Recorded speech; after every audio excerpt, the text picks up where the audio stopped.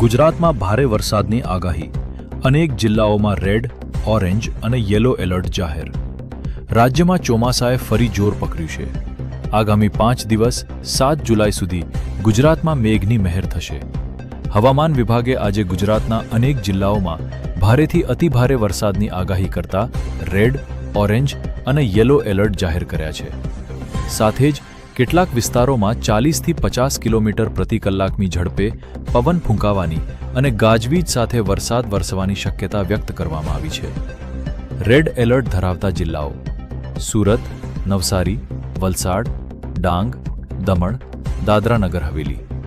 Orange alert ધરાવતા જિલ્લાઓ: ભરૂચ, નર્મદા, તાપી, અમરેલી, ભાવનગર, ગીર સોમનાથ અને દીવ. યલો એલર્ટ ધરાવતા જિલ્લાઓ: વડોદરા, છોટાઉદેપુર, રાજકોટ અને જૂનાગઢ.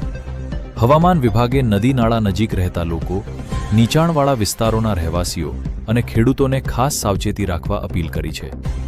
ભારે વરસાદને કારણે પાણી ભરાવા, વૃક્ષો ધરાશાયી થવા અને વાહન વ્યવહાર પર અસર થવાની સંભાવના છે. પ્રશાસને પણ સંબંધિત જિલ્લાઓમાં તકેદારીના પગલાં તેજ કર્યા છે અને લોકોને બિનજરૂરી મુસાફરી ટાળવા તેમજ હવામાન વિભાગની સૂચનાઓનું પાલન કરવાની સલાહ આપી છે. વાર્તા ન્યૂઝ હવામાન અપડેટ.